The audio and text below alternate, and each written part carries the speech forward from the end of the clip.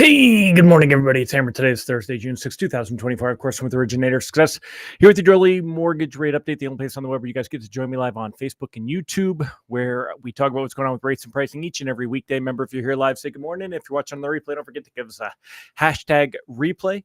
Whether you're here live or on the replay, don't forget to smash that like button, tag a friend, share us in the group. If you're on YouTube, click that thumbs up. Make sure you subscribe.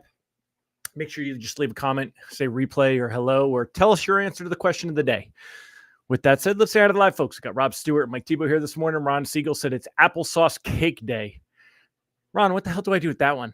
That's a tough one. How do we make a question of the day around applesauce cake? How about, have you ever had applesauce cake? I don't even know if I've ever had such a thing. Good morning, Mallory Fodiatis, Mike Brown, Mike Morano. Great to see all of you here. So the question of the day, have you ever had applesauce cake? Do you even know what it is?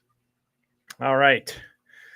So Mr. Ron Siegel there posted up that today is National Applesauce Cake Day, which I'll admit I'm confused on. Never had applesauce cake. Didn't even know there's such a thing as applesauce cake. Good morning, George Messia, Mike Brown, Brandy Brickler. Great to have all of you here. Let me know. Mike Brown said, nope, he's never had applesauce cake. Rock, you ever had applesauce cake? Do you know what applesauce cake is? Ron Siegel says it's National Applesauce Cake Day. Mike said, I think so. It was very moist. I think you can add applesauce to any cake recipe for moisture instead of oil. I think they do. Mike Tebow said moist. Tom Stafford is live. Rob Stewart has never had it, never heard of it either. Mike Brown, pork chops and applesauce. Remember that on the Brady's? Pork chops and applesauce. So, all right. Well, you guys keep focused on that. And let's talk about what's going on this morning. So rate sheets should be very similar to yesterday. Bonds lost a bit of ground. They're actually coming back, though, right now. According to Mortgage News Daily and MBS Live, they're only down a couple of basis points. They were down 10, 12 basis points a minute ago. Now they're only down about 2 basis points, if we believe this. 10-year Treasury yield dropping back below 4.30, now at 4.29. Yesterday it was 4.28. So rate sheet should be similar to yesterday. Maybe a little bit better at this point, because you'll see here, we had a little bit of a dip when we got the ISM data, but it came back, right? So we did see some reprices better. So rate sheet should be similar to yesterday, maybe better at this point, a little bit better. Here, I'm actually going to edit that. Let me edit this and say edit, similar to yesterday, maybe even a bit better. There you go. So I'm going to just add that in there, because we are seeing some improvement. Again, 10-year Treasury yield 4.29, a good sign. The unemployment data that came in this morning, jobless claims, basically, the jobless claims came in a little bit higher than expected, but within 10,000. So like not anything major. It's all the same old that we're getting with that. Good morning, Tim Klyla. Great to see you here. Deb Dickinson, Megan Lindberg. Question of the day. Today is National Applesauce Day, according to Mr. Ron Siegel. So have you ever had applesauce cake? And do you even know what applesauce cake is? I didn't, like, we're going to have to Google this if there's a thing like applesauce cake. So anyway, as we keep going on what's going on this morning, the reprice risk on the day is low. Very unlikely that we're going to have anything to worry about. Should be a pretty tame day for bonds ahead of tomorrow's BLS jobs data. The one thing we did get this morning, we got the ECB data. The ECB did cut their rate. But they also raised their inflation forecasts, saying that inflation is moving back up a little bit. Kind of the same thing we saw here, but yet they did cut rates anyway.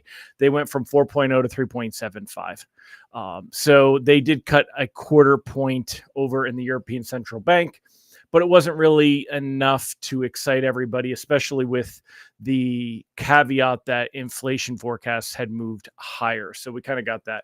As far as payrolls this morning, like I said, unemployment claims, we're off a little bit, but this was an interesting article. This one supports very much what Ron talks about on a regular basis, and kind of where we talk about the reality of what is kind of fed to us versus what's really going on with the numbers. Let me see if I can. Come on, get the lock.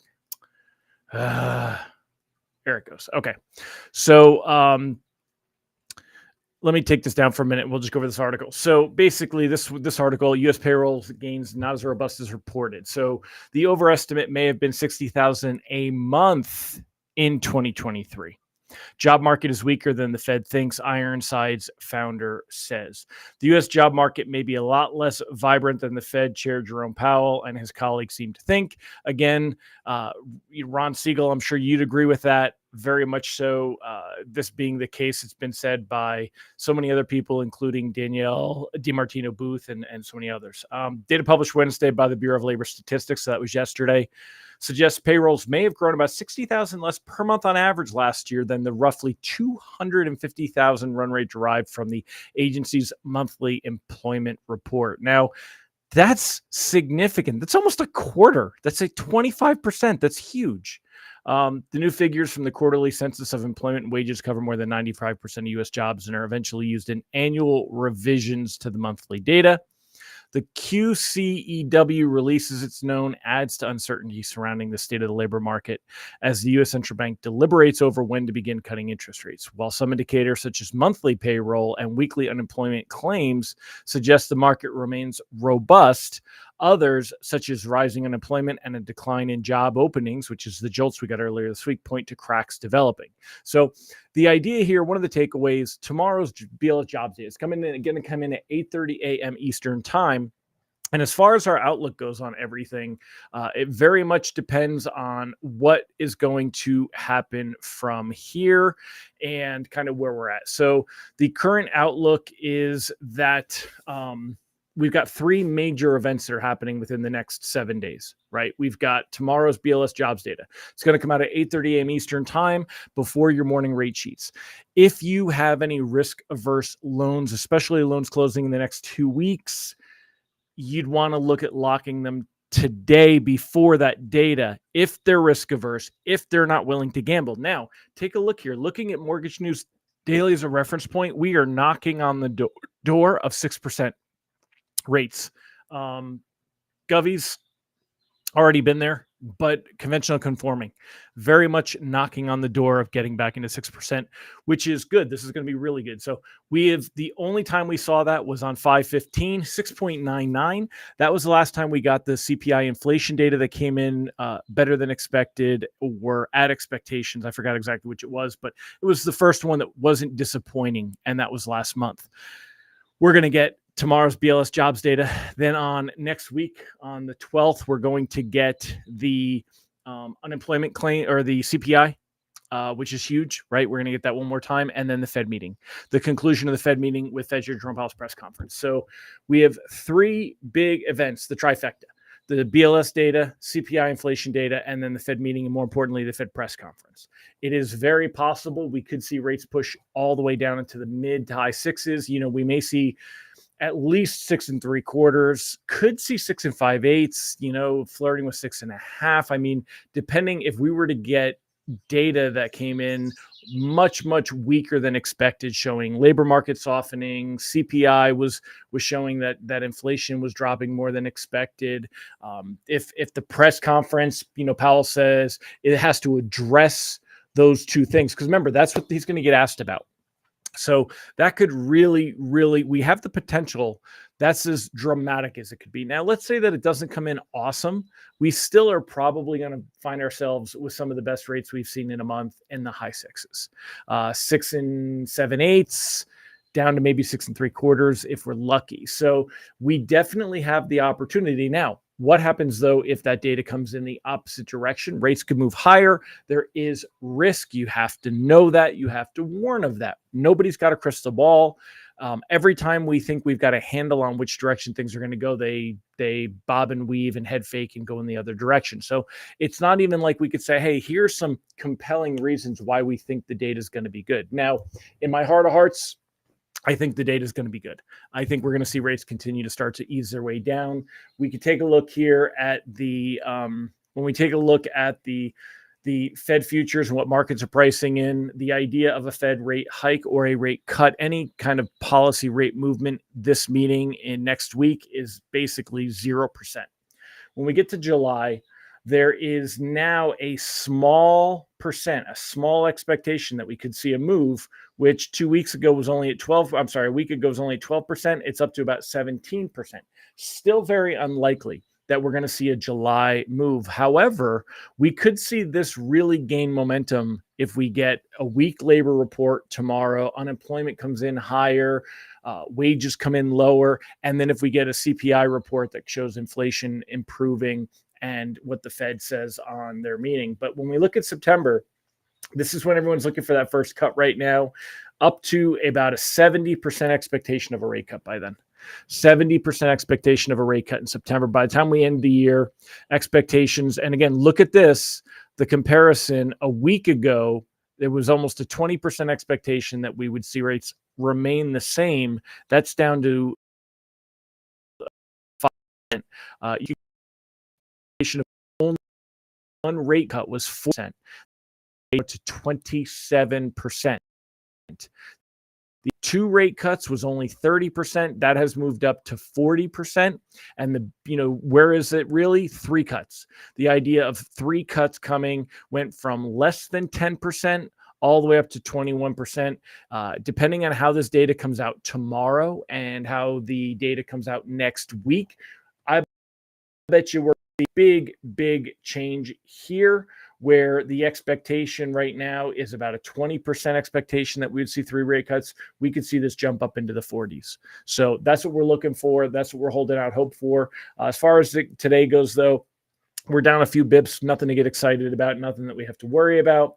10-year Treasury yield still below that 4.3 mark. Remember, it was only a week and a half ago on May 29th. That's only a week and a day, okay, that we were 4.61. Big turnaround from there. So let's see what Tina has to say, what questions Tina has here, and if anyone else has questions. Let's see, Danielle DiMartino Booth, manufacturing weakness, persistent low employment, index reading, service sector, mixed signals with rising collection issues. 6% rates or 6% handle. I don't know what you mean by that. Help me out on that. Mike Tebow said, I heard in the past you need 150,000 new jobs to net zero gain because of deaths and retirements. Remember they're not pulling real data, they're doing modeling, so there's all the arguments about all that stuff. Do you really think BLS will really show a weak report? They seem to put roses on everything. I do. I think it's, remember, even right now, I'd have to look and see what they're expecting what are they expecting it to come in at? BLS jobs, non-farm payroll expectations forecast, June. So looking to see if there's anything with what the forecasts are. I probably should. That's April 5th, a month ago, March. So I don't know. I don't know what they're forecasting. It's probably in here somewhere, and I'm not seeing it yet, but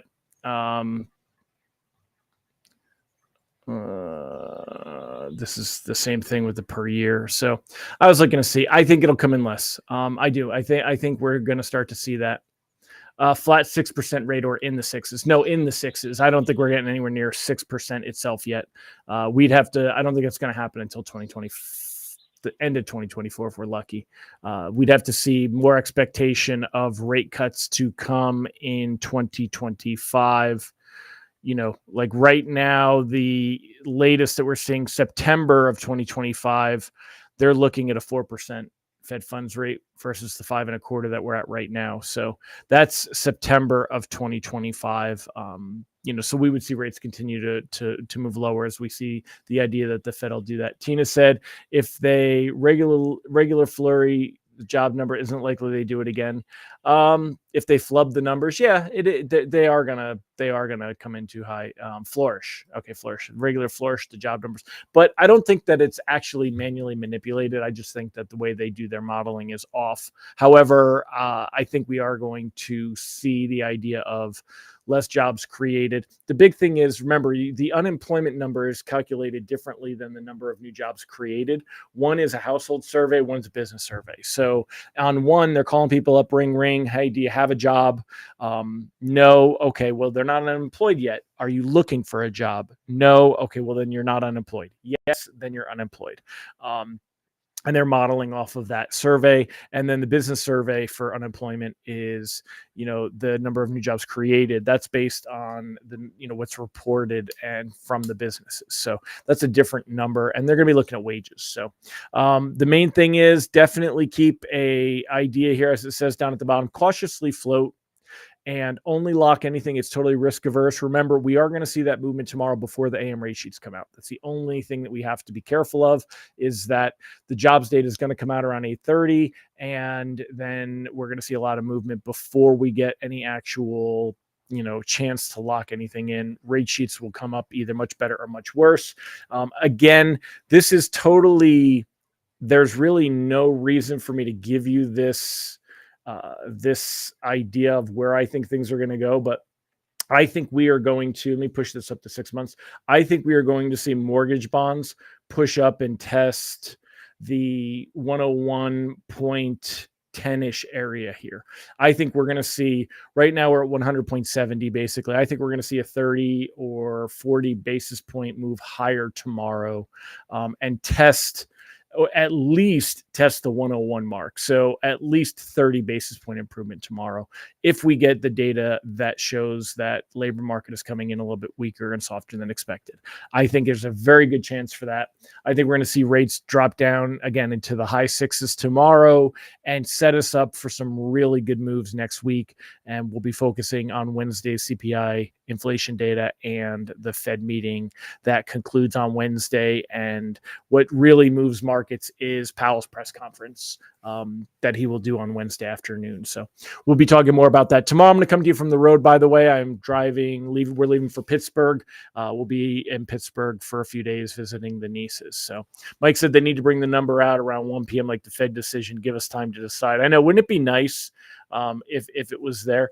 And Mike says he thinks that they actually do purposefully falsify the numbers. I mean, we could argue, do the people that work there have a political leaning on why they would want to do that, or, different reasons, et cetera, et cetera.